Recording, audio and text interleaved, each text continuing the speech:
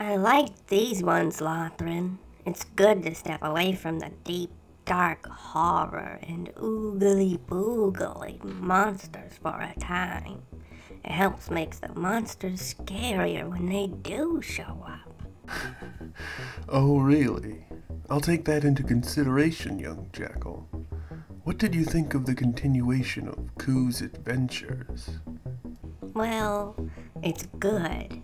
I like the way the story is going, certainly. Koo is still himself, the picture of panic in almost all situations. It does seem a little broken up, as if there's supposed to be more parts that have gone missing, but I can kinda understand since it's a really old story. You have a keen eye, my medium-sized worm.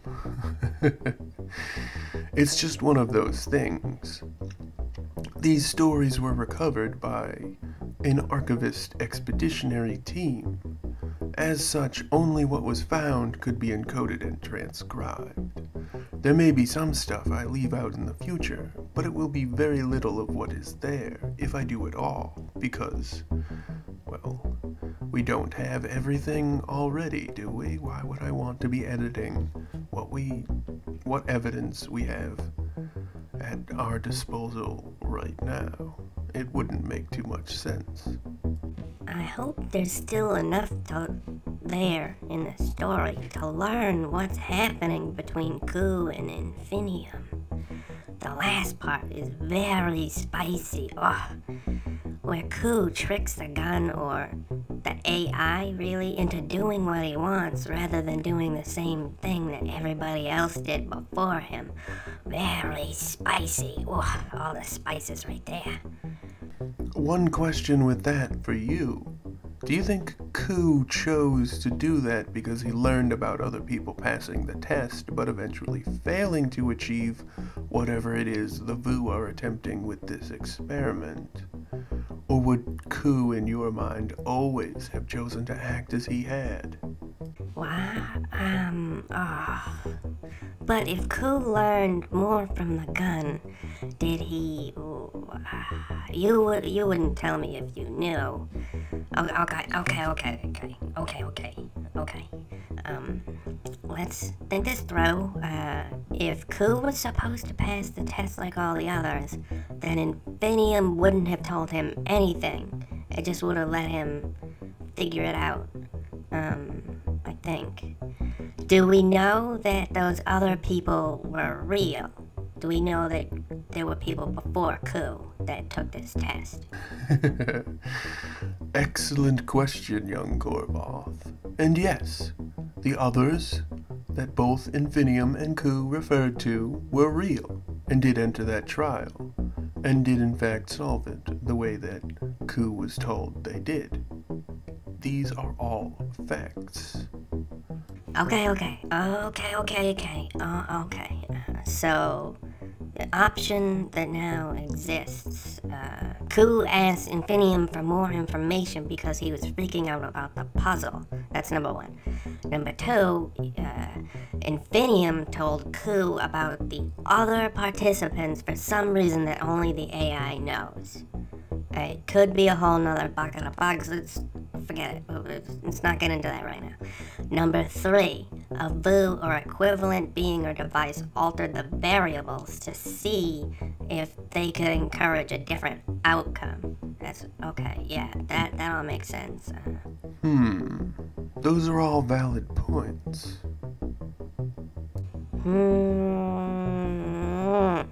Back at you, Lothrin.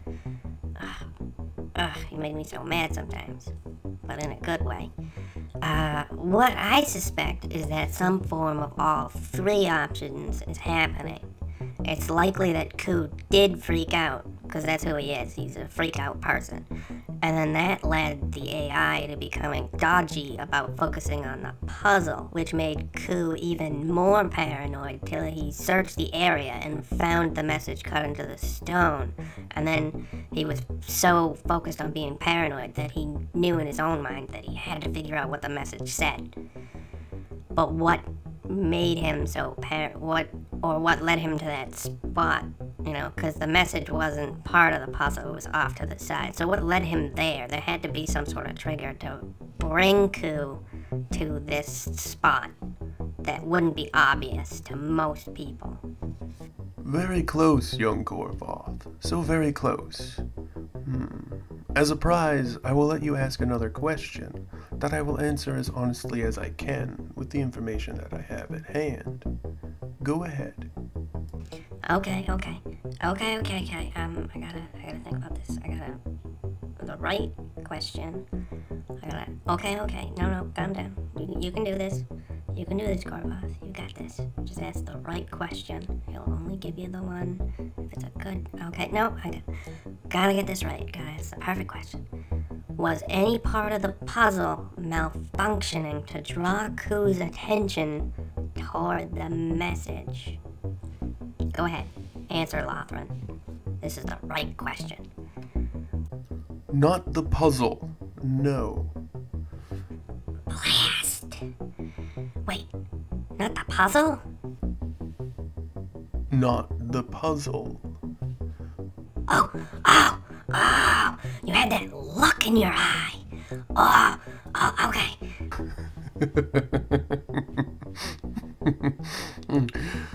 Go ahead. Please explain yourself. That look. The one that says you know so much more. Right there on your face. Right on your face. Okay, alright. So the puzzle wasn't tampered with. That would be too obvious, and likely against the rules of the bow. But what if a light was flickering near the message that would draw Ku's attention? What if something like that was going on? Huh? You got something like that for me, huh, Lothran? Huh? You just gonna stare at me? You're not gonna say anything? You're not gonna make any noise, huh? Is that what you're gonna do?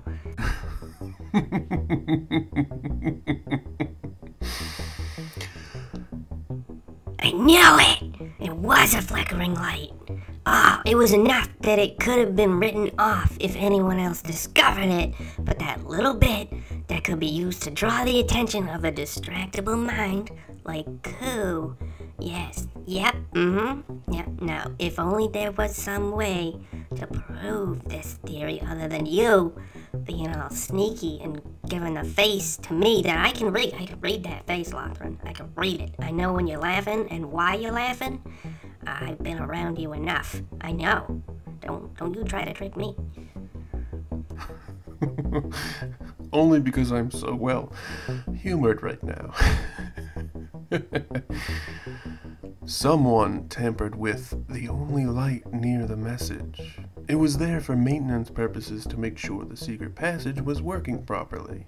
But it was tampered with, and in such a way that it took an extraordinary amount of effort for the archivists to fix that point of light when they finally discovered the location of the trial. Oh, normally you don't tell me this much. This confirms my theories and my suspicions. And there's so much more in my mind I have to ask now.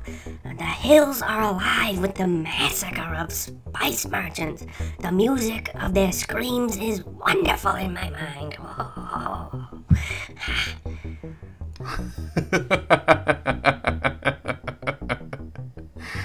What a delightfully horrific expression. But in the interest of time, one more topic at hand. One last question from me to you, young Korvoth. What do you think are Ku's chances to reconcile with his father in any meaningful way? Oh, that is a tough one. Lothran, you only ask me the tough questions. Why they always gotta be tough? There are no portions of reality more rich with geysers of spice than the truly difficult questions to answer. Well, you are right there, Lothran. In truth, I don't think so. Whatever Ku's father's intentions, and it's pretty unclear, Ku is too stubborn and rash to judgment to ever consider asking his father for help fixing his mistakes. He might after it's too late to turn back, and it might already be too late after the stream.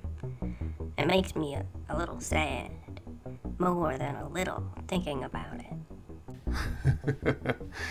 Alright, I think that is enough. I think we have peeked at the edges of what is really here, just enough to give the audience time to do it for themselves, and given them enough to show them that there's more than just on the surface.